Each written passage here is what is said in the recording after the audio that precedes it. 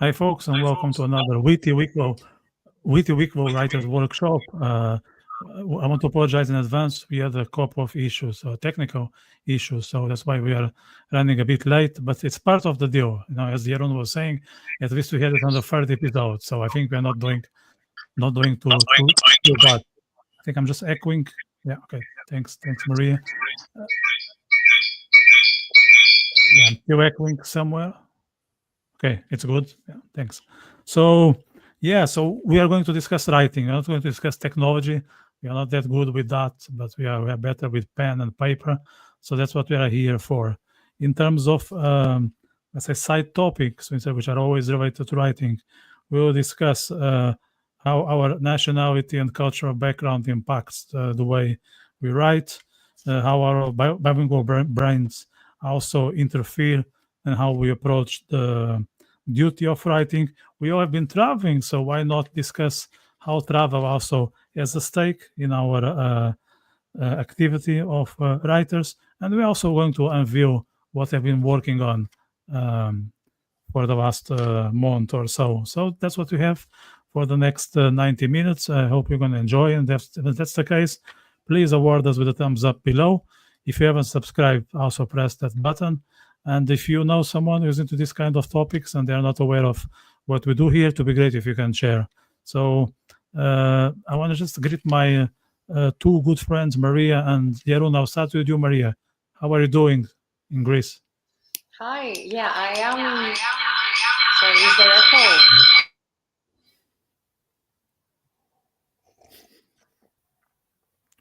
Yeah, maybe I pass to Jeroen for the time being. Well, I'm not as exotic as Maria or echoing as Maria. So, all good. I've been doing a bit of traveling recently, as you were mentioning, and so been away from the normal humdrum, and it's always nice to get away. But now back in sunny Wicklow for a change. It's very sunny here. It's, believe it or not, this is a proper Irish heat wave. We've hit 20 degrees today. We are singing. So yeah, sunny Wicklow, and back to the normal grind, the normal everyday stuff, work, all that kind of stuff, and trying to fit in the writing in between and around it. But yeah, all good. It's funny because while I was away, I remember we talked about this before when we were saying, when we're traveling, would we be writing? And I was very determined to write, and that didn't happen. It didn't happen at all. But I did get some nice kind of, I don't know, inspiration maybe for certain things, or certain things that would have happened on the travels. Give you new ideas, maybe give you other perspectives, let's say, and then you can, which I intend to bring into the stuff that I'm writing now.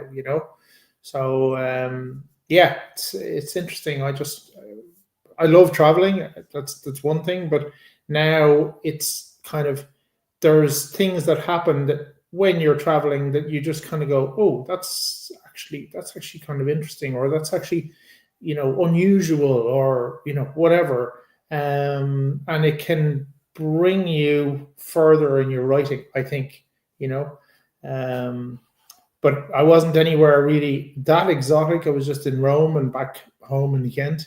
But both places gave me little tasters of things that I would definitely like to bring into my writing,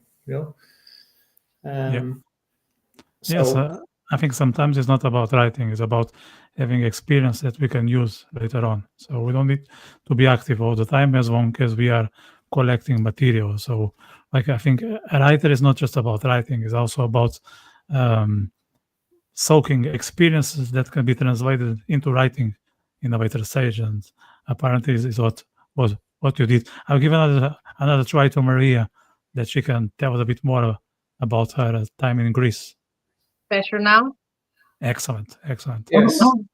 I am so bad with technology. I think as a writer, I should do most of my work in pen and paper. But yeah, when it comes to travel, I do rely on technology, but with my ability on it, perhaps I shouldn't. But I want to say, for my part, I've been in Greece for a bit now, and I'll be here for the next couple of weeks or so. It hasn't been a great opportunity to write for me either, but the stories I have seen, have collected, the places I've seen, the inspiration I've gotten from, meeting people and going back to my hometown, for example, taking little excursions around, it's been a lot. So when I actually sit down to write more than once a week, I think there will be lots of material to go there. So yeah, I think you can't always stay loyal to the craft, perhaps, when you're away from home and your usual working place, I guess. But at least it's not a waste on that aspect, I think. Yeah, and that's important. As long as we are active in some shape and form, then we are not setting aside our activity of writing. As I said, it's not just about the pen and paper. It's about paying attention to what's happening, and then whenever is appropriate, turn that into a story, into a poem, into an article. And I'm also going to confess my sins. I was in São Tomé and Príncipe for a week, and I wrote this much: zero. We are all together. Zero. Now, I have to say, I managed to get some me time, but I use it for the podcast. And at some point, my phone just blew up. So I couldn't use my phone for the last 2 days of the trip. Plus, there were some heavy storms there. And when there are thunderstorms, the electricity is just gone. So that was really a time travel experience in many ways. Jeroen, but you write every day. I don't. So how was it for you not to embody your routine as you have been doing for ages? Did you feel any, let's say, any pain, or you were just fine? Yeah, weirdly, I did actually a little bit. It was kind of almost, well, not stressful. It wasn't stressful, but it was a strange thing, because it's probably the first time since I've really started the writing process that I've actually been able to go traveling. And I did feel a bit weird about not doing the writing. And I did feel kind of like, almost like, I don't know, pressure is a big word, but I always like, oh, could I maybe write for 5 minutes in between, I don't know, the family festivities and my nephews running around and doing whatever, you know what I mean? Could I maybe just go into the back room and just write for a second? But that didn't sort of happen. And I after a little while, I kind of let that go a little bit, because I was like, do you know what? Just enjoy the experience of it. Enjoy being away. Observe things. That's one thing that I really noticed. Maybe I'm observing things in a different way now that I'm writing. And I'm observing things, like you were saying earlier on, like it's almost like a reflection of life in a certain way. I am now consciously observing things around me, or things that are happening around me, to capture bits of them, to say, oh, that'd be interesting. Oh, that could be something I could write, And in both of the sort of books that I'm working on, I'm looking at my family and different things, and different situations or whatever else, and I'm learning about them. But I'm learning about them because I'm writing a memoir on one part, and then the fiction part, I'm definitely looking at, when you travel, there's always some weird experience, some little weird, like, just, I don't know, not quite run of the mill kind of scenario that you just go, oh, that's just amazing. And you got to write that down, like we had this really interesting experience in Italy, and it was literally a microcosm. Um, we were walking down a road, and there was a little tiny old lady, now tiny, frail, kind of just bent over, very, she's just walking along, doing her thing. And my wife said to her, "Oh, buongiorno," just to try and, say hello to her. And the woman answered with the deepest voice I have ever heard in my life. She came back with, "Buongiorno." And the three of us were like, wow, I did not see that coming. And it was just like, okay, that's definitely going in somewhere. Do you know what I mean? That little, it was like a 5-second experience, but it was hilarious and slightly weird at the same time. So I was like, that's going to be written down somehow, somewhere, in some way, like, and it's cool. You also go to new places and you see new, everything around you, is different, obviously, because you're going to a place you don't know, and you see it in a different way when you're writing. You look at things, details that maybe you wouldn't normally look at. I certainly noticed that in Rome. Obviously, the architecture is fascinating. The history of the place is incredible. But I was looking at things in a way of, oh, I wonder, could I use maybe a description of that building in something, or which I found interesting for myself. I didn't expect that, but it was something that I really noticed in myself, that I was looking at things in a totally different way than I would have before. So yeah, okay, I didn't write, but I certainly got some very, funny, or not even funny, just like bits of inspiration that I'm definitely going to pull in somewhere.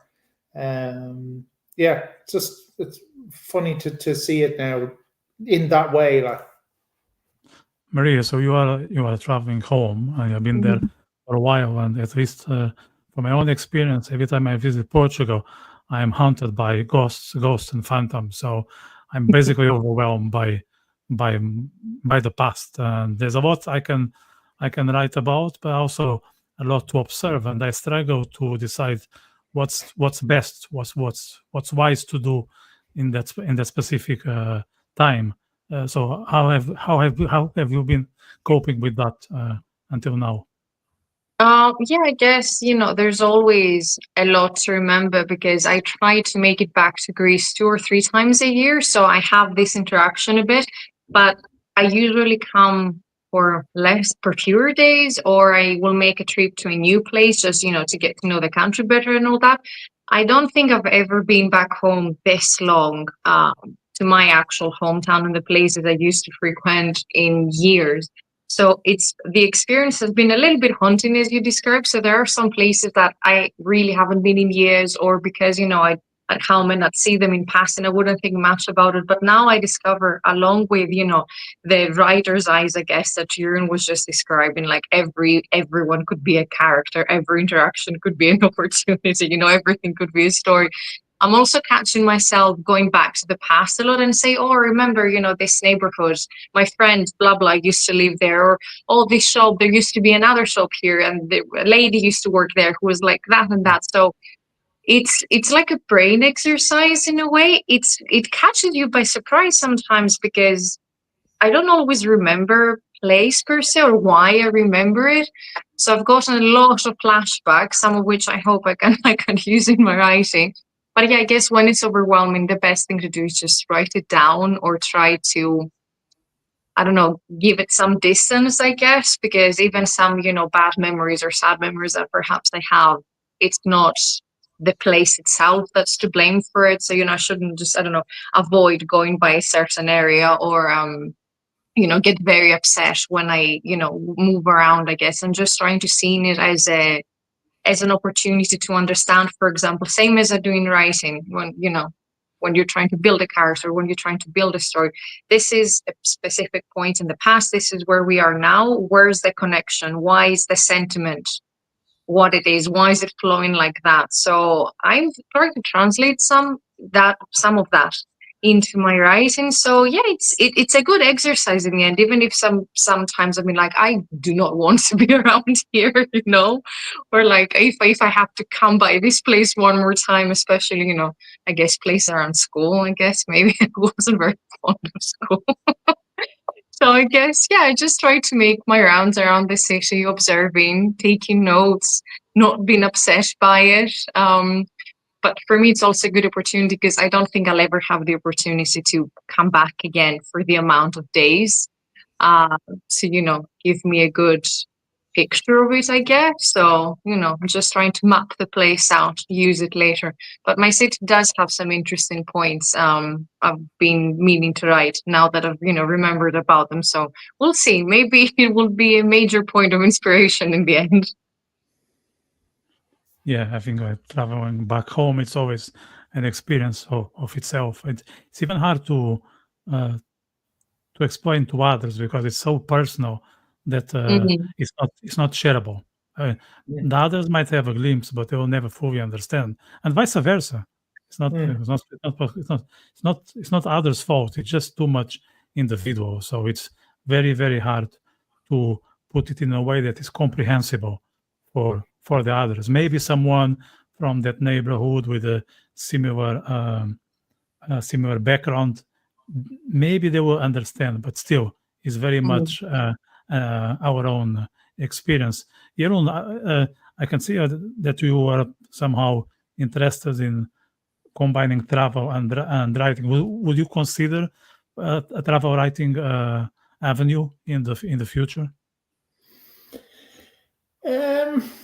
That's a good question. I don't know. I'm kind of I've come to a strange point, which is basically well, strange. Maybe that happens to everybody, but the point is that I'm interested in writing about a lot of things now. I'm not sort of limiting myself to this or this. So travel writing is definitely something that maybe I would explore just because I love traveling and now love writing as well.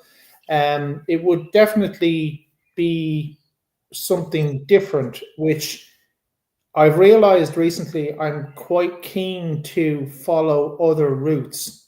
I need to actually stick with what I'm doing and finish what I'm doing, the two things that I'm doing, as opposed to going, maybe I should write, I don't know, haiku, or I don't know what, but I'm very challenged, I like the idea of not just being a writer who writes a particular genre. And definitely when we were away, I definitely had that thing of, well, actually, travel writing would be interesting, and kind of the experience of a particular place, and reflect that in writing. So it is something that crossed my mind, and it is something that I might look into later on. But like I said, I'm now I've seemed to have opened some sort of channels, and I'm now kind of going, I'd like to try. We spoke before. Maria has a thing about murder mysteries, and I suddenly was like, I don't know, reading Sherlock Holmes and kind of going, I'd like to write a murder mystery. So yeah, we'll see where the thing goes, but I don't think I want to be in one particular I just do this, I just do fiction, or I just do this. I think I'm going to open myself up and try other things, even down to, I even was thinking, recently, like, I wonder, could I write a song, for example, right? I love music. I'm very, very addicted to it. And I recently was like, how is that process? That's a very unusual kind of process in my head. That's totally different type of writing in my head. And I was like, I wonder, should I give that a try? I have dabbled with poetry before. Maybe, we'll see. but yeah, it's something I would definitely consider. Or maybe one I don't know, one book about travels that I've done or something like that. We'll see, but it would definitely be something I would consider now. Yeah. One material that you can use, that you spent one night in every single county in Ireland. So I think that's a great starting point. Huh? It's a pretty, yeah. I don't think there's many Irish people who've spent a night in every single of the 32 counties of I Ireland. haven't met I'm not just any. talking about the 26. Zero. I'm talking about 32. All the 32 counties of Ireland. Yeah, I don't think there's many Irish people who've done that, but yeah, I have. So yeah, that would be a good starting point. All right. Yeah. Maria, from my best memory, you mentioned that most of your relatives, or a good fraction of them, they were not aware that you were writing, and now you are back home. So how does that? I don't want to get much into personal, private stuff, but how does that interfere your interactions now that you are in Greece and they are around you? It allows me to, put on a very brave face about it more. It can also allow me to flick my hair like that and say, when I get so famous, we'll see if I'll still talk to you, especially with my friends. So I don't know. It doesn't have the impact I thought it would have, to be honest with you. So I'm not like, especially my family, they're not asking the questions and, have you written anything today? How's it going? And all of that. They even forgot the podcast was today. So I'll let you make your own assumptions from that. But I will say this, I have this really, really closely knit group of Dungeons and Dragons friends that I have. And I've been talking to them about it because, God bless them, they're interested in what I do. So just this interaction with them, because they will ask the questions. Sometimes they will ask to see if I've done anything new, especially a couple of them. But I've discovered that a couple of them are actually interested in writing themselves. So that has been very, very good for me. And I think we might start our own little group of exchanging ideas and everything, because I think, that they seem to be interested in that, especially when I told them that I'm doing something similar in Ireland with Jeroen, and it's really helping. And all of a sudden I'm interested in drafts, which is something that I didn't think before, because like when you start a series, and I'm very much like that, or when I start, I don't know, a series of books, for example, or a TV series, I usually will not start it unless I know that it's over, all the books are out, all the episodes are out. So when it comes to writing, I never thought I'd be interested in, following the process of it, because I'm just the kind of person who wants to see the end of it. So yeah, it hasn't been as an experience as groundbreaking as I thought it would be. But then again, I don't have a lot to talk about because I haven't written as much as I hoped. But this specific group of friends, it just, it's rekindling my interest in writing more, because they say they want to read it. Or I have this friend, he's an oceanographer. So he travels a lot around seas and all of that. And he said, would be interested in, seeing how your maps would look like, or if you'd like, I could make a sea map for you. And I'm like, tell me more. Like everyone that I talk to about writing, all of a sudden we start having conversations about, more conversations about their jobs or what they're interested in. So I find it's a great conversation starter. And for me, it's made me more aware, I guess, of other jobs out there. And I want to know exactly what everyone does, when in the past it was, if I understand what you're doing for your job, I'm not going to ask a lot of follow-up questions, because, I don't want to push someone into explaining what they do if they don't want to think about work when we're out and everything. But I've gotten very curious now. So this is one thing where traveling back home has really benefited me. I can have these conversations face to face, and I can ask people to tell me more about, their interests, their jobs and all of that. And all of a sudden I am learning more about different areas of expertises that can be very useful to me, are very interesting as well. And I feel I'm having better relationships with people around me just because we're having these conversations that I would push away in the past as, maybe they don't want to talk about it. Again, some personal stuff that I won't push, but mostly professional stuff. It's very good to see. But when it comes, to me, I don't have enough to say. But then again, some people haven't seen me in a bit. So since then, yeah, I have written a bit. Right. Okay. Now I want to move to our cultural background, how much of that is in our writing. And I don't remember if I asked you that, Jeroen. So I'm fully sure that you write in English. Have you tried to write in Dutch as well? Yeah, so this question came up when I was home with my family. A couple of the members of my family were saying to me, like my reading of English isn't just so great. Are you writing in Dutch or are you writing in English? English is more natural to me to write in, and I am keen to write in Dutch at some point. But right now, I feel almost like it may not flow as easily as English flows. But maybe I should push myself and see if it can spark something. I don't know. I haven't done it up to now, and I haven't done it up to now for the simple reason that English flows better from me. Maybe it's because I've spent most of my life in Ireland. I don't know. Maybe it's because it's the language that I'm using all the time during my daily, everything around me. I don't know, but it's something that I definitely want to explore writing in Dutch.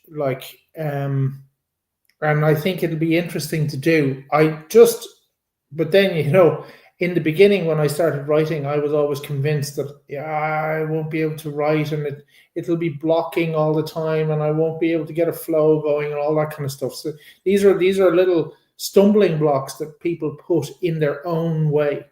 And I'm fairly sure now that having got over those stumbling blocks that I had created myself, it'll be interesting to see now, because I now go, oh yeah, I write in Dutch or maybe write in French or whatever, instead of just going, yeah, that's not going to work. Well, try it, So I haven't done it yet, but it's something that I would like to do at some point. And maybe it would have to be about a specific thing, or maybe it would have to be about something very kind of, I don't know, from my culture or from my reading of my culture, let's say, that I would do it in Dutch. But it's funny because, actually a few of my family members have been asking me about the writing now since the podcast, and some very unusual people. People I never expected at all. So a couple of the guys from the rugby club who I wouldn't, these wouldn't be like, I've got a lot of friends in the rugby club, but then there's guys that I would know and not so well. But some of those guys have now kind of gone, hey, you're doing writing, and you know what I do when I cycle to work? I listen to your podcast. There you go. I was like, okay, I was like, right, and but other guys then as well, different people that again I wouldn't have maybe the best contact with, but they're suddenly very interested in hearing about the process of writing, which I thought, wow, I just didn't expect it. So kind of funny corners that you don't expect it to come out of, and it comes out of it, and you're kind of going, oh, that's kind of cool. That's amazing, actually. And then some, like Maria was saying as well, there's been a few who, again, unexpected kind of people who have said to me, kind of, it's almost like a dirty secret as well. They kind of come up to you and they go, I do a bit of writing myself. It's like, dude, it's okay. You're not selling drugs, or you know what I mean. You're not doing anything nasty. Do you know what I mean? I do a bit of writing. Right here, just be loud about it. Be proud about it. It is like a dirty secret, though. It's kind of funny. Like I wrote a few poems once. Don't tell anybody.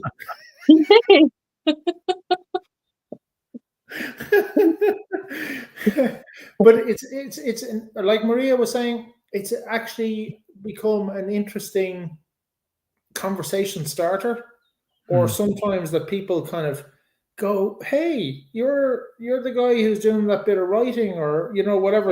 They've heard it from somebody else. Oh, that guy. He's doing a bit. Oh yeah.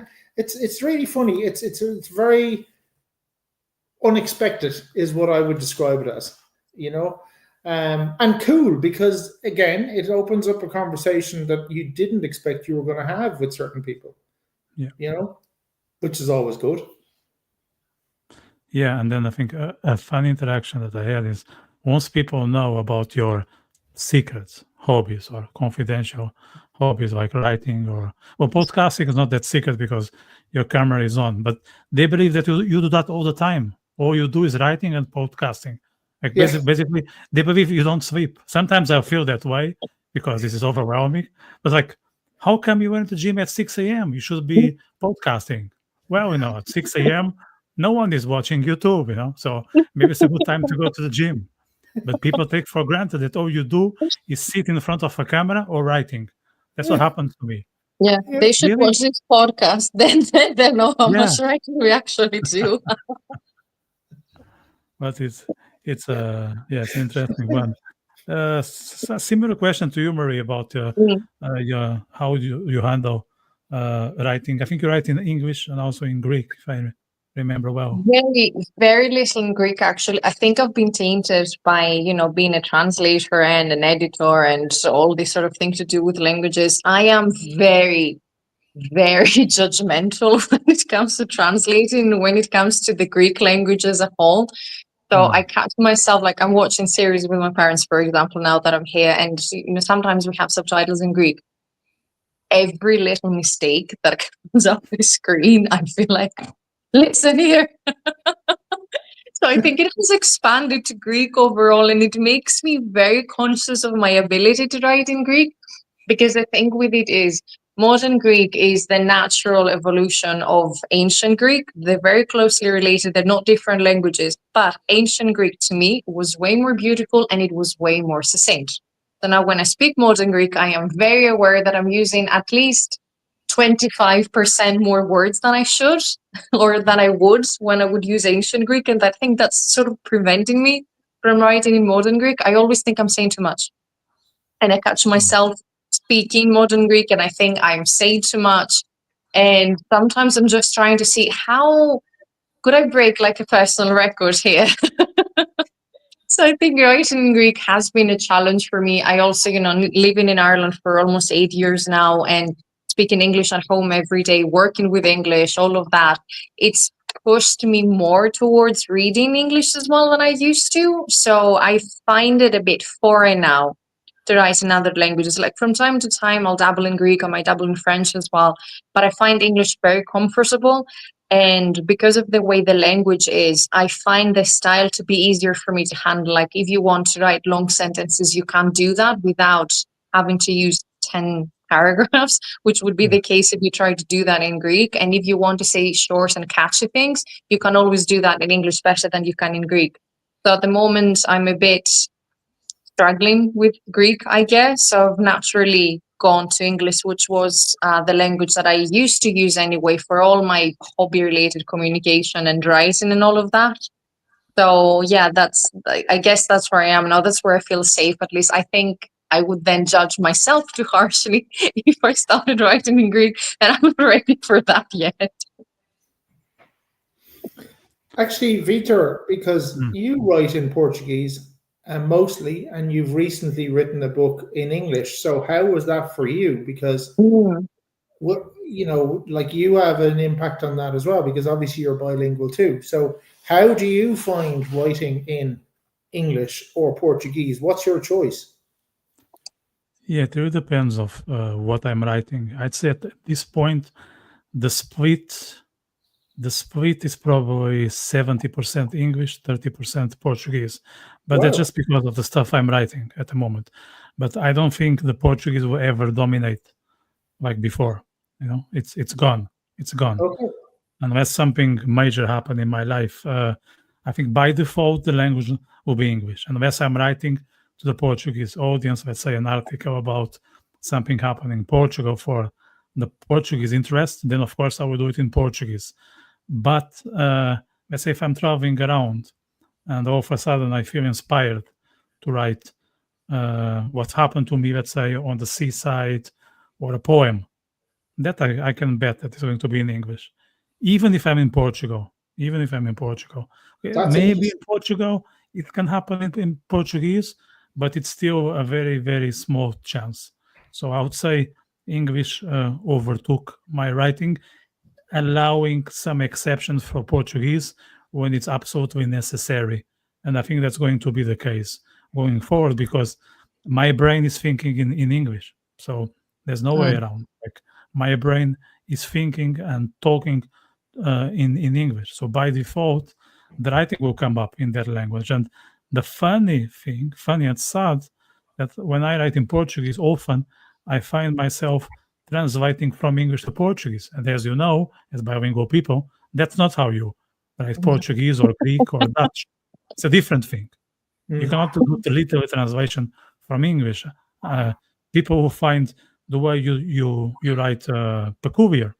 It might be of interest for some, like here is some expat writing in Portuguese, but doesn't sound proper Portuguese. So unfortunately, like if I look at what I wrote, let's say in my mid-20s, I'm nowhere near where I was, but I have to accept that I gain other skills, and now I can write in 2 different languages. So I'm not going to cry about it.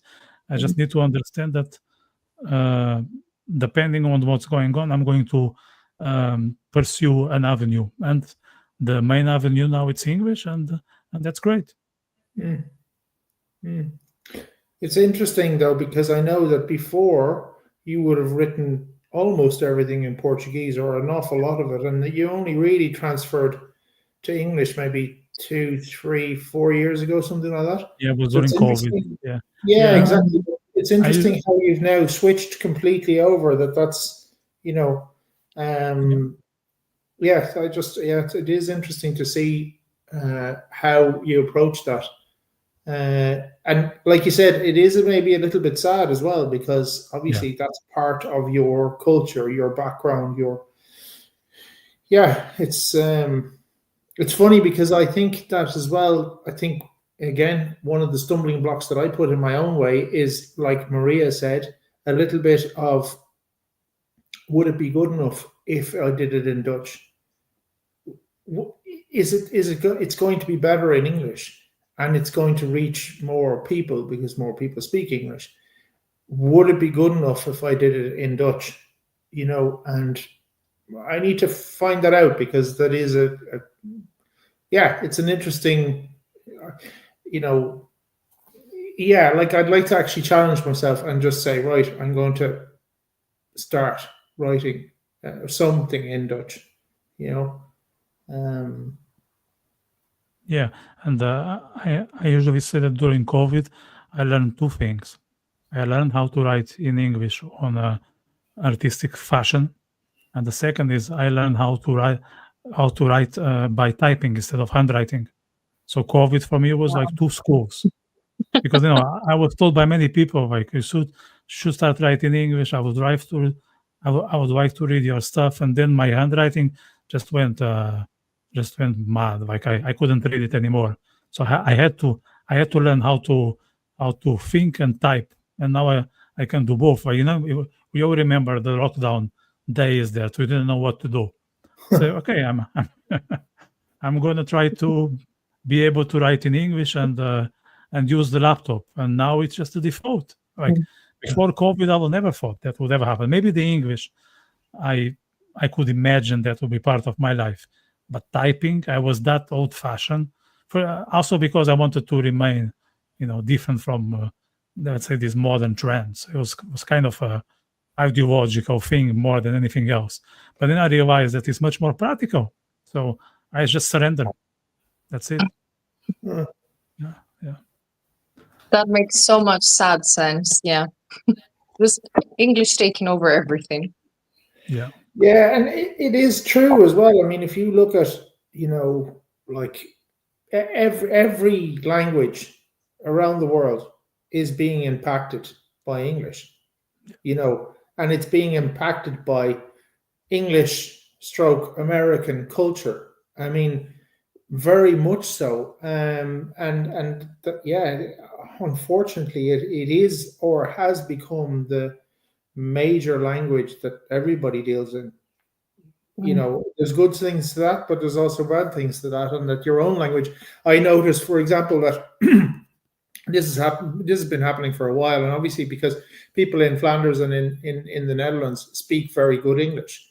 But I noticed that, they say a sentence and every second word is an English word, and I'm like, we are losing our language. We are losing it to the global language now. And it's become so present that people don't even notice that it's an English word now. It's just part of what they say. So they'll say a word in Dutch, a word in English, a word in Dutch, a word in English, and eventually, there's more English words being said in the Dutch language than there are Dutch words. It's a strange phenomenon. Not one that I'm particularly happy with, but it's progress, I suppose. It's just the way it is. I don't know if you guys noticed that in other languages, but I certainly noticed it in ours.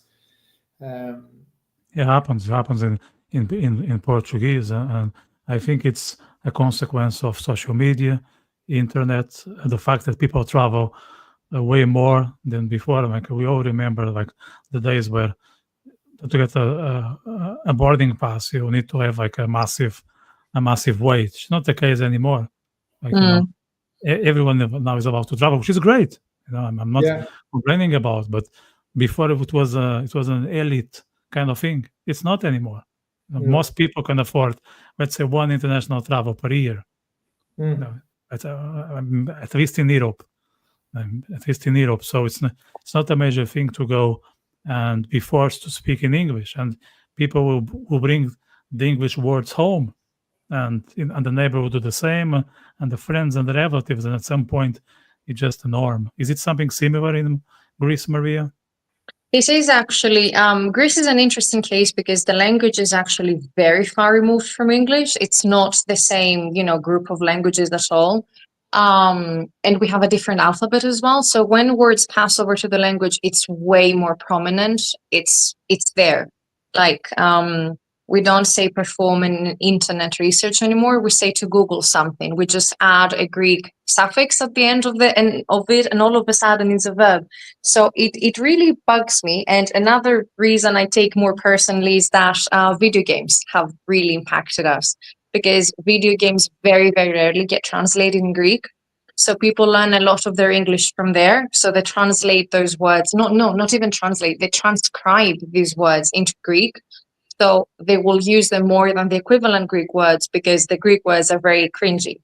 And do you notice it more and more with young people? They don't like how to say, for example, the word skill or ability that the character has in a video game. So they will say skill, and they will use that in their everyday speech, which annoys me, because I don't know. I feel I like the idea of cultural exchange, not when it comes to language as much. I like the idea of, every language having its own identity that's very discrete. Yes, other words, yes, other sentences. But when I heard the other day, what was it? Yeah, communicate. Say I communicate and, a piece of information or something. That's not something you say in Greek. You say I share this information. So someone used like that in national television. It was a journalist or something. And I just lost it. I was like, this is so out of control. Even the, Queen's Greek, equivalent of is tainted now. And everyone says words like cringe in their everyday speech, or spam and stuff like that. And yeah, the Greek words are usually much longer than English. So it makes sense that young people will switch to English, to type, or to be funny and to, make pants and all of that.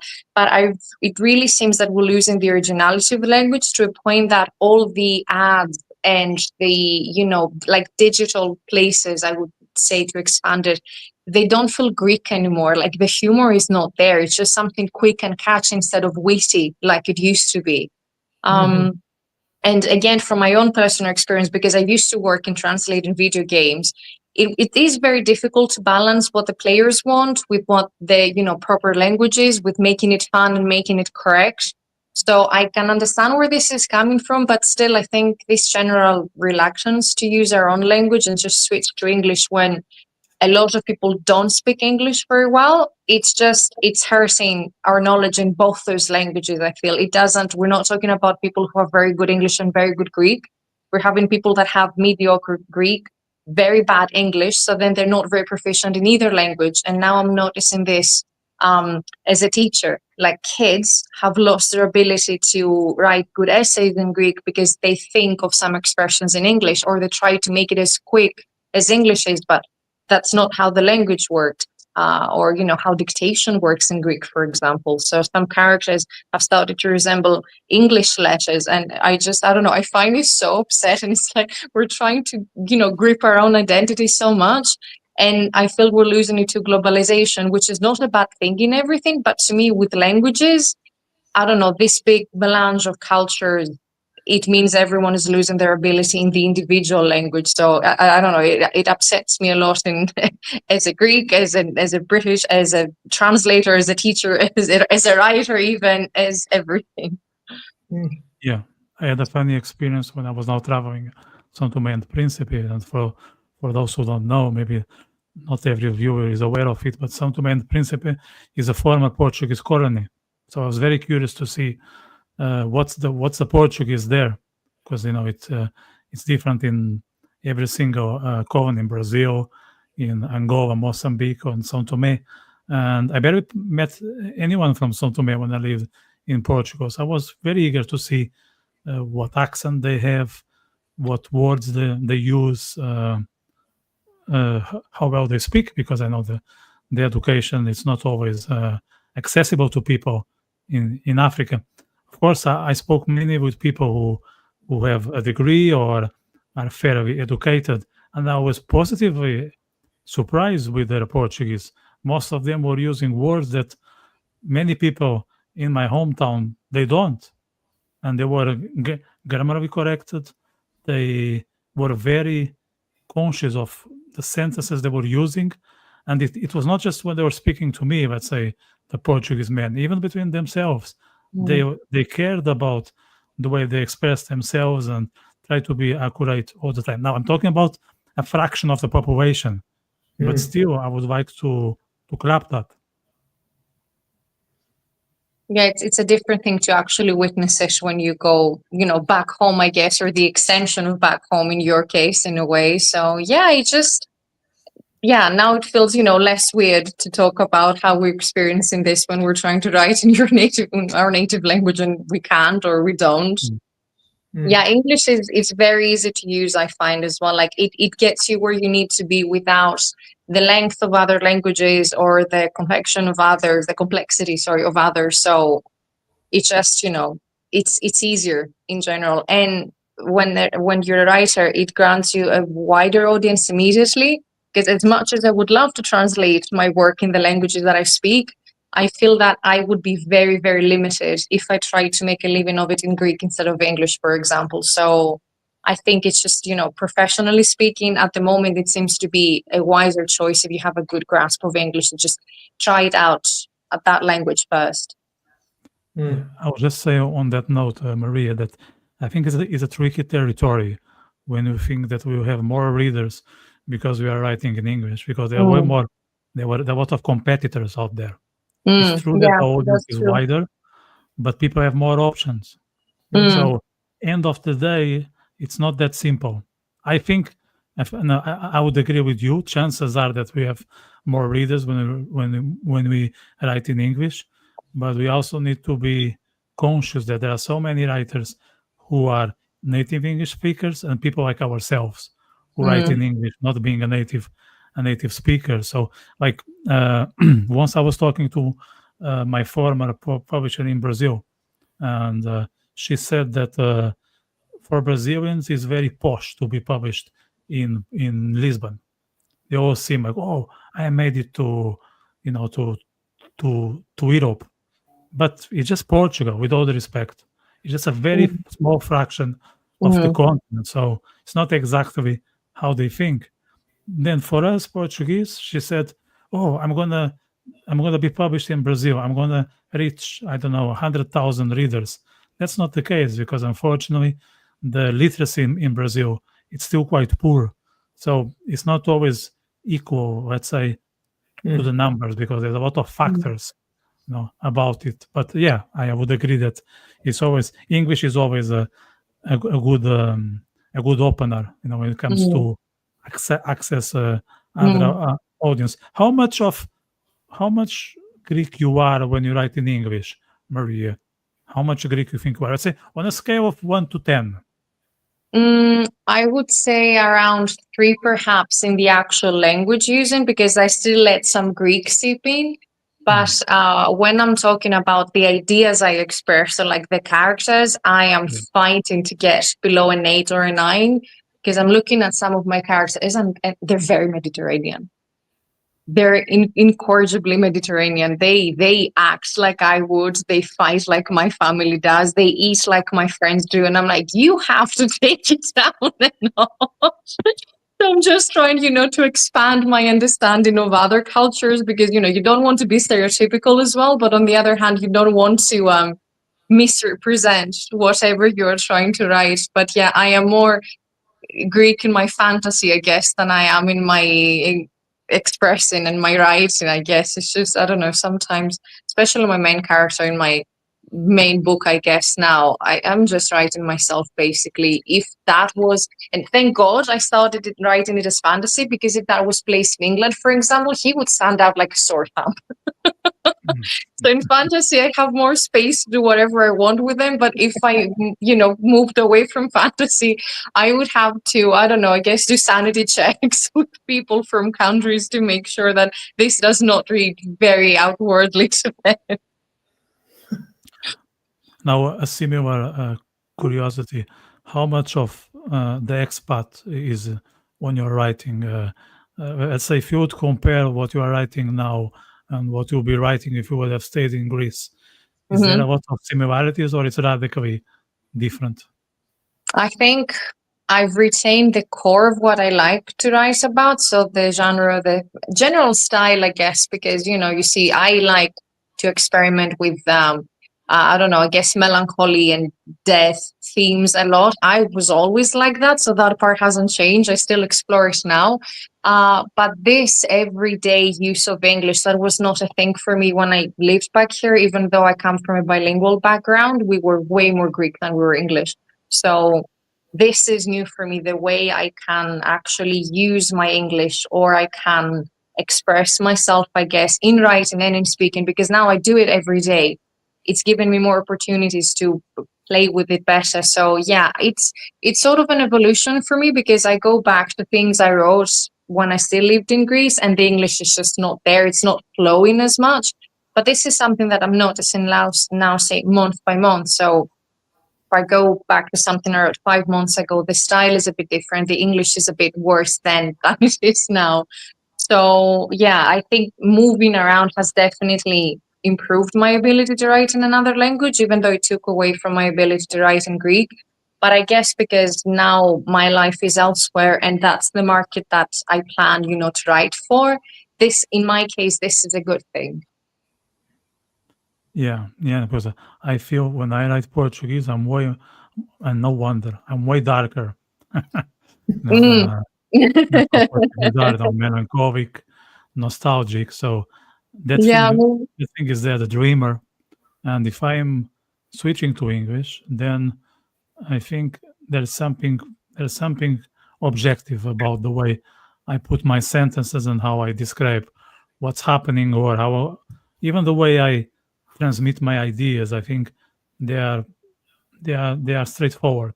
Maybe they are just put in a way that you don't need much background to understand what I'm talking about. And if it's Portuguese, like it or not, there will be some enigma about what I'm trying to put it in words. And I think that's just a consequence of the language. Like there's no way around.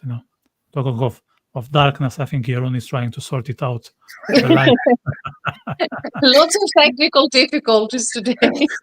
I suddenly realized that I was getting darker and darker while Vitor was talking about darker and darker. I was getting darker and darker. I didn't imagine that my words could be this powerful. No? Yeah, see, that proves you're a good writer. Immediate effect right there on the screen. Tell me, Jeroen, how much of your Flemish blood is in your writing in English? Yeah, it's a very good question. I suppose, like, I am Flemish. I've always considered myself to be Flemish. That's, very much a part of me. But I have lived in Ireland since I was 4 years old. So,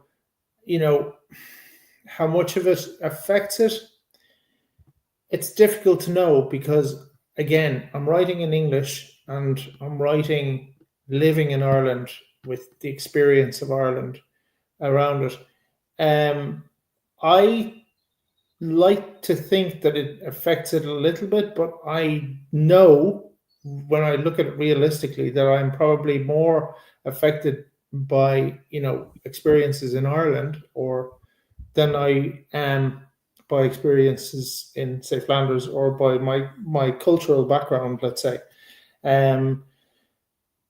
Yeah, it's an interesting one because it's something that's quite important to me. But my nationality or my cultural background is very important to me. But it doesn't come through in my writing, and I think consciously as well, it doesn't come through so much in my writing.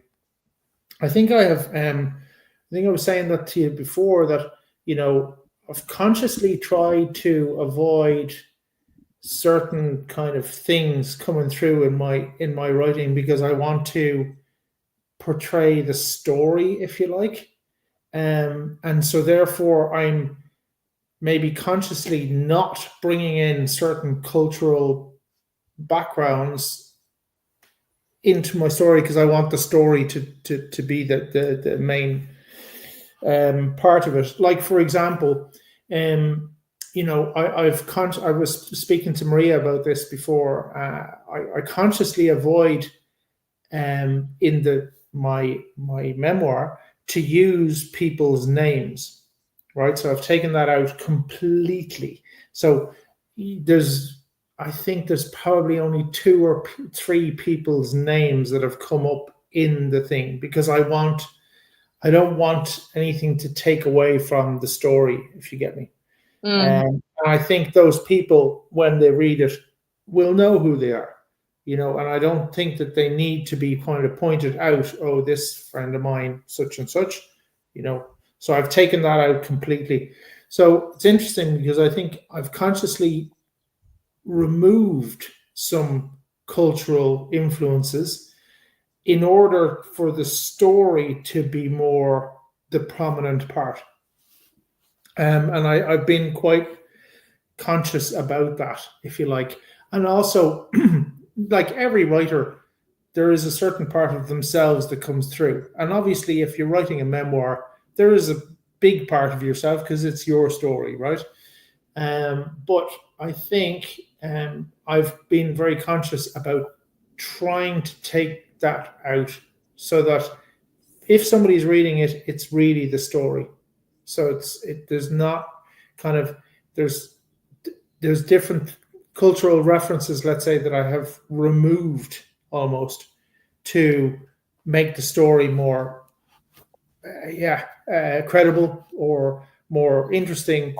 It's an interesting one because, like I say, my culture and my background is extremely important to me. But in my writing, I think I have removed quite a lot of it. So in opposition to what Maria is doing, where Maria has really embraced kind of a lot of Greek background and Greek, mythology, and I can see that in your writing. It's interesting to see. There's some elements there where you're kind of going, wow. I've moved away from that. I've stepped a little bit the other way. So I have taken those references out, in a certain way to neutralize it. Mm. Yeah, it's just something that I thought was an idea, because otherwise sometimes your cultural reference or the thing that becomes the story, and that's not my point in the way I write. I'm trying to make the story the point, if you get me. It's interesting to hear from Maria's point of view as well, because I know how important it is to her, and I can see it in her writing. It's certain, I don't know, that she's really embracing that, whereas I'm stepping away from it a little bit. It's I can't escape it. It's more like what's going on. No, but I think for your memoir, it is helping you not get attached to the individual, because the story flows so much better. Also, I think there is something about not having to memorize everyone's name, which is opening a new PTSD category for me. I hadn't realized, which is character naming. So there has to be a balance between, do I name people? Do I name things? Where is the focus? Do I want to focus on the story? Do I want to focus on the people? And that's something I see a lot in murder mysteries as well. The first couple of pages with a map of the manor where the murder is taking place, and all the people and the servants and their aunts. And you just have to put a bookmark there and come back to it all the time, because you just forget Lord of whatever's pet name was. So I think, it's another element, I guess, of writing that we hadn't focused in before. And making the choice, I guess, of, you could say, I'm going to keep all the names, but I'm going to make them Irish names. So that's another thing to consider. But in your story specifically, I think it was a really inspired idea to leave names out, because then it's easy to keep up with it, and you really focus on the story. Once a part of it is done, you sort of put it aside, and you can move on without, I'd say, personal attachment to a person that didn't matter as much, but was part of a specific story. So there's a lot of things you can do with it, I guess. But in your memoir, it was really easy to read through without having to remember everyone's names, and just repeating a person's part of their identity, of what they meant to you and all of that, instead of, I don't know, Bob did that. I think another important part to that, it's interesting that you say that. I've been wanting to take the emotion out of it. So in certain circumstances, there have been circumstances which there are fairly emotional, attachments and serious, or some less serious, but serious emotion part. And I think removing the names takes the emotion out of it, and you get the objective, the neutral point of view, which is what I'm trying to show. I'm trying to just show this is a fact. It happened. It's a historical fact. There is no right, wrong, left, right, black, white in it. It is just a fact as it happened. It's not anybody's fault, or it's not anybody's this, or it's not anybody's that. That's what I've really consciously tried to remove, and removing the names was part of that, So interesting, just the way we approach things in a different way, and everybody has their way of doing certain things. You embrace your Greekness. I've maybe moved away a little bit from it. For some different reasons, and also maybe my cultural background is slightly more how would you say, or less strong, because I've been here for so long. You know what I mean? And so I'm quite assimilated into Irish society and that kind of thing. It's which hurts me. It's sad for me as well. But it's just reality. It's like Vitor was saying earlier on. You just have to sometimes face that's the sad reality of it, is that my cultural heritage is a little bit more watered down because I've been here for so long, and because I'm so assimilated into Irish society. So if you were to write in Dutch, would you make an effort to not be that much impacted by your Irish mindset, or do you let it be there because that's just you? That's another good question, because I think if I was going to write in Dutch, then I would do as Maria is doing, or as one of the characters say that Maria is working on. Then I would really go and embrace my culture if I was writing in Dutch, because I think that that's part of it. I wouldn't turn away from it then, but I turn away from it when I write in English. Yeah. So but one of the things that I did think about when I was sort of toying with the idea of writing something in Dutch, I was kind of going, well, then I'm going to go for hell for leather for my cultural background, and I'm going to embrace it then, because I'm almost giving it, I don't know. Yeah, I would definitely go for that more than I am now, and take the neutral out of it and just embrace my cultural heritage, if you like, because I'm speaking in that language as well.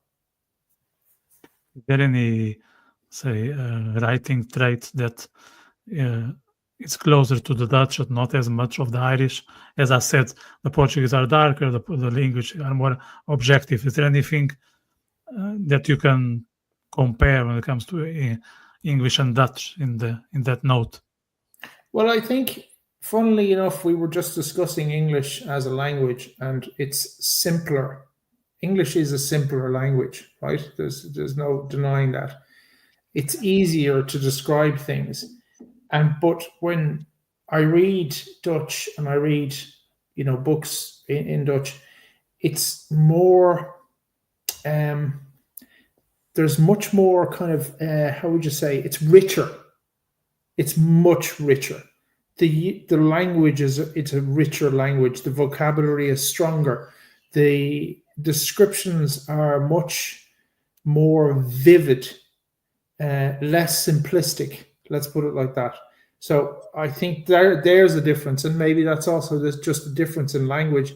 The language is also a more difficult language. It's it's just more complex. So maybe then the descriptions and the writing becomes more complex than it would be in English, simply because English is a simpler language, And certainly when I read certain descriptions in Dutch and I read them, they stand out to me much more vividly, and they are more a visual picture. I can see it better than if I was reading the exact same piece of text in English. It would just appear to be simpler and there's less involvement, but therefore poorer, if you know what I mean. So yeah, that's definitely a difference that I've noticed in reading Dutch. It's much more rich. Yeah, much richer, much more descriptive. The vocabulary is stronger. I think in English we have a tendency to go more towards the simple than we would towards the complicated. In Dutch, people don't have that. They rather go for the complicated if it describes it better. So yeah, there's definitely that. Yeah, I mean, you can see that also in cinema. If you compare, let's say, the English-speaking cinema with the European, I wouldn't say it's night and day, but it's quite different. And the way that the European cinema represents reality tries to capture complexities that the English-speaking is not even thinking of. So it's like it or not, it's a way to approach things, and there's no way around when you use the tool that is the language. So, Maria, I'm interested in your word of encouragement. Sorry to put you on the spot here. For someone who, like ourselves, they come from some place in Europe, they are now able to write in English, but they don't feel fully comfortable, but they feel they have the skills. They feel they can do it, but somehow they are not starting the work. So how would you tell them, go ahead? I think just what worked for me was that at the end of the day, unless you share it with someone, no one cares if you're doing it. So just start being comfortable with yourself is what got me out of a big slump of not writing for years, which, was like losing a part of my identity in reality, because I always like to do that. So the timeline for me was I started writing, then I started feeling a bit more comfortable than what I'm writing is not the worst thing humanity has ever created. Then I started very cautiously sharing it with one or two people. Then these one or two people liked it, and it started working for me because I discovered, I actually like sharing it. I like getting the feedback, good or bad or whatever. So I think the first step is just, again, I think this is the motto of this whole podcast, just sit down and do it. But it extends to, it doesn't have to be a big thing, because I think sometimes even I myself, I still move with the sentiment that, this little voice in the back of my head saying, is it worth it if you're not going to ever publish it? And I think that's a fear that a lot of people who are starting now have. Like, is it worth it? What am I doing here? What does it mean for me to write if it's not, done in a professional capacity and in an already established capacity? So I think just, saying to yourself, I want to try it because I find it interesting, or I want to try it because I tried it before and there was something there for me. I don't care where it will go. I don't care if it will be good. I think getting past that, which I found can be applied to so many things in our lives, just starting with something and not caring what other people will think about it. If it's going to be, if it's going to turn into something big, just, do you like doing it? Do you like, I don't know, planting plants? Do you like killing them like I did? Because I've got a black thumb.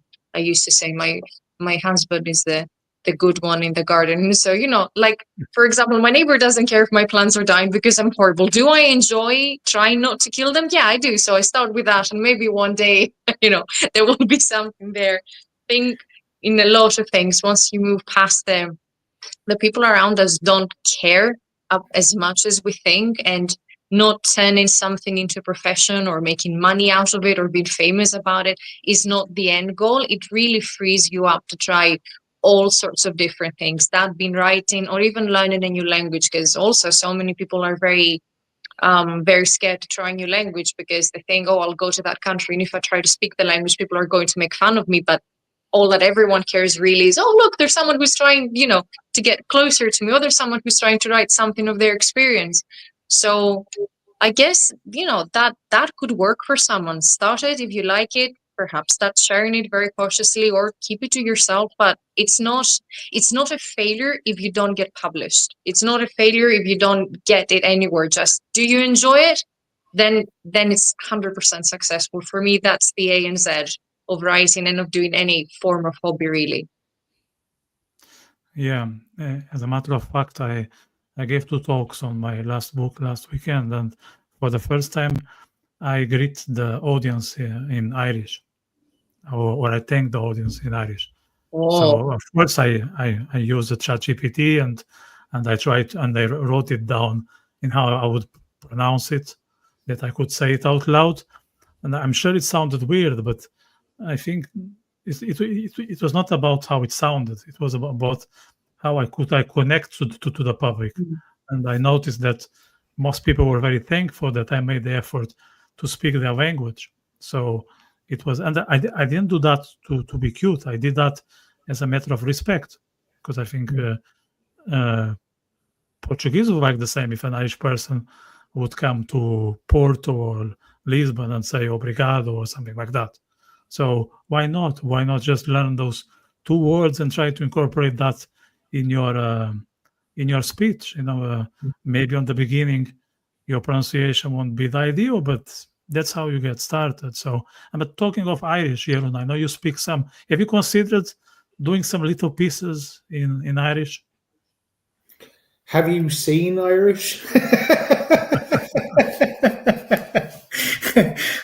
Not from my mouth. Like, I mean, look, I do speak Irish. I used to speak better Irish, but I'm slowly getting back again. But writing in Irish is, I'm sorry, but it's seriously, seriously hard. I mean, the written language is already just. Where did you get that? BH, FH, and a what? you know. I'll tell you So, about Irish spelling. yeah, like I would, the romantic side of me would love that idea of writing in Irish, but the realistic side of me would say absolutely no way. I mean, like secondary school, I went through it, you know, did my Irish and all that kind of stuff, and just sitting down and trying to work out, right, I need to write a sentence here, you know, and it just is, I see a cloud in the sky, and you're like, how did that many letters come into that? Like, and where did somebody put a DH in front of a BH in front of an FH? And how did that turn into that sound? So, you know, no.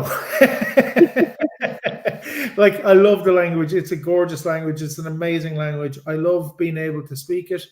I love when I have the opportunity to use it. I think it's really cool, and it is the, you know, if you look at all the written works in Irish over the centuries and millennia, it's a language that's made to be written, but not by me. You know, it's yeah, like yeah, no, no, definitely not. But I like your idea as well, and it is true. You know, no matter what country you're in, no matter what, you know, group of people you're in, if you approach people and you try in their language, even if you just say 2-3 words, people respect that and people appreciate that, and like, people really think, yeah, that's really cool because that person is trying, you know. So that's a great idea to do. And, you know, if you ever want some help with the pronunciation, I can help you with the pronunciation, but I can't write the bloody thing. I would be interested in learning how to say I would like a tea with milk, because that's all I know how to say in Irish, and I don't think anyone would understand if I actually went there and asked for one. Yeah. So maybe I'll talk to you about it later, please. I think there is a guy, if I'm not mistaken, or maybe I'm just dreaming or drinking too much, but I think there is a guy on Instagram that goes around pubs and orders a pint of Guinness in Irish, and is capturing the bartender's reaction. I think so. I think I'm not daydreaming. Yeah. Well, that feels like a Friday. Huh? That feels like casual Friday.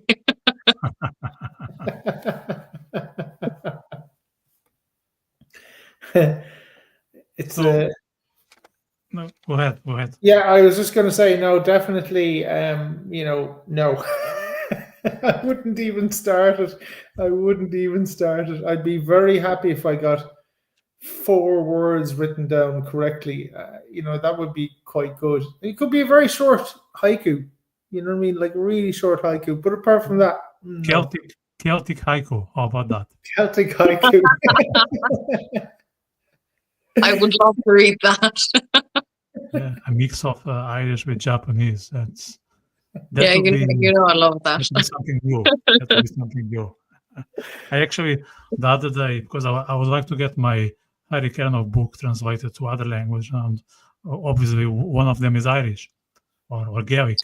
So I approached a couple of publishers, and one of them came back to me saying, yeah, we'll be interested, but actually we only publish books in Scottish Gaelic, so we are not what you are looking for. Oh, sorry, I didn't understand. I thought it was Irish. So that maybe was a polite way to say no. Yeah. I think the Irish language is a concept that exists somewhere by itself. It's difficult to grasp it. It's difficult to interact with it. It's impossible to spell it correctly.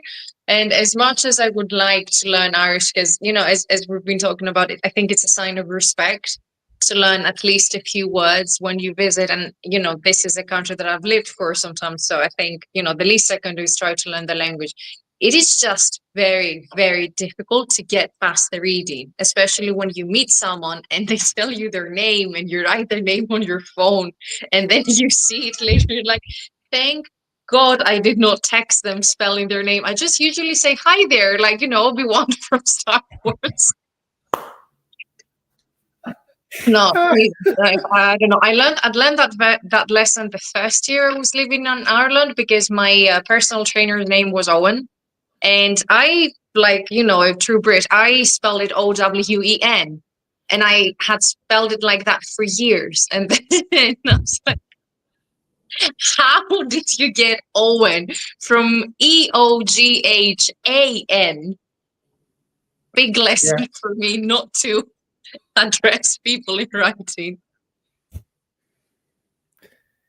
My friend has the same spelling of his name, right? So Eoghan, and he went to Australia, and it became Eugen. Yeah, Eugen. makes sense. Like totally. Yeah, could Eugen come up here, please? No, I've never had issues with my name. Just putting it out there. Well, I have had many issues with my name, but that's only because it's a weird ass name and nobody has it in Ireland. You know what I mean? So I've had many issues with my name, but I often think it's like I worked with a girl called Aoife, which is a fairly common Irish name, and it's spelled Aoife, and people would call and would say, "Can I speak to Aoife?" I mean, it was just, you're kind of going, wow, gee, you know what I mean? No, I guess we should be glad. I guess I should be glad that, good writer doesn't prerequisite being a good speller first, because then from what I understand, we'd all be doomed. So. Yeah. Actually, the other day in one of those LOI talks, we had a female footballer, and her name was, I'm going to spell it, Aoibheann. Can't remember how is it pronounced. I learned it before she was on the show, but there was an English lad on the show, and he was calling her Ao Ben. So she was trying not to laugh. Every time he was addressing her, she was like, covering her mouth with her hand, which was politely, replying, saying, "Yeah, I can see that's a question from me, but." Yeah. I'm definitely seeing this being an issue in fantasy, because you want to do the fancy spelling sometimes so that your Artificer Smith is not called Bob, but then you just run this risk of no one being able to pronounce anything, which has stopped me dead in my tracks a couple of times. Yeah, names are an interesting thing, I guess, whether in real life or in writing. Yeah, for sure. And you were speaking earlier on about your hunt for names, Maria. Mm-hmm. Like, that's something I've actually struggled with. I have. It's such a funny thing, like, but I've I put in a name and then I covered it in red, just so that I know that I have to come back and look at it again, because I'm like, could that character be called Bob or whatever? Do you know what I mean? Like, and like, I really, that's something that I really struggle with. And I put in a character. I'm like, yeah, this is a perfect name for that character. But then I always make it big red writing, and I guarantee I'll change it 50 times before I go any further. And everything else flows. But if I'm coming up with a new character and it's got a new name, the character, I can describe it, no problem. That's writing very easily, his name or her name. Yeah, I'm just writing in initials now, and I'm saying at some point I will come back to it and I'll decide what you were going to be called. Lengthy, unnecessary process we're doing to ourselves. Yeah, it's just a name, but sorry, I just had to plug in because my battery is about to die. It's just a name, but it's so like, oh man, what's this guy going to be called? When it comes to names, I always think of the German philosopher Immanuel Kant. Imagine if you would be in a Starbucks, in Ireland with Kant, and people will say, "Hey, Here's a cappuccino for Mr. Kant, Yeah. Yeah, translation makes things complicated. I often think, like it's again seeing, the different backgrounds and everything. I can't write things, names of places or of people in this fantasy setting that would sound funny if translated in Greek, because I'm already 10 steps, I'm a bestseller, and I'm translating it in Greek. So I'm just working provisionally. It's just like, you can't really, if you know that something is going to sound funny in another language, I guess that's the curse of being a polyglot in the end. There's always one language you speak where it doesn't work, and then like, what do? You can't be truly neutral. Yeah. I saw a brilliant thing actually just on Chat GPT, right? So Maria, you speak French, right? Mhm. So you think to yourself what Chat GPT basically is the way they pronounce it in French, right? And everybody says it like that. It basically means cat, I farted. And so everybody, all these journalists, everybody is always talking about, Chat GPT, or whatever, It basically means cat, I farted, Just, No, I had only thought of the cat part, but yeah, it it's awesome. doesn't always work.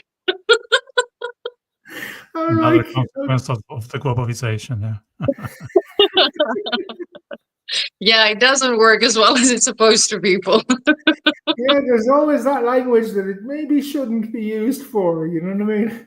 Yeah, we used to have that in gaming. Before a new character was getting out, we'd have to prove it because the name might be offensive. The amount of names I remember that did not work in at least one of the God knows how many languages we're dealing at the time, and for all these different reasons, like you could not, it meant almonds in Romanian, it was a curse word in Greek, and it was sometimes we're like, I remember this particular character, we had gotten through 5 consecutive rejections of the name, and we're like, we are never going to agree on what's a good name for everything. That names are dead. There's not one name we can find out there that fits everyone. It's just scary sometimes, but I would take Almos and Shah over Emmanuel Kant and Star Wars. And also the pronunciation. Actually, on Sunday, I had an Israeli guy called Erez.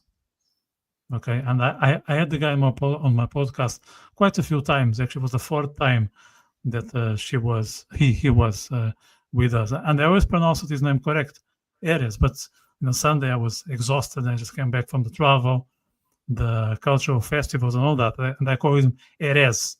Now, Erez in Hebrew is distraction, so he was like, Wow. one final word, Mr. Distraction. I said. So, I need to be Maybe more he careful took it next as a time. compliment. Yeah, we could be here forever talking about names and how funny they can look in different language. Maybe something to explore in detail. Future episode. Maybe you come to a closure if you don't mind. It's almost 90 minutes. So again, it was an immense pleasure to have you here.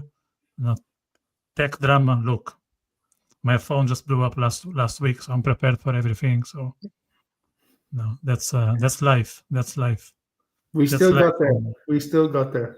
We still got there. Yeah, life in the 21st century. So good. So look, thanks for the insights.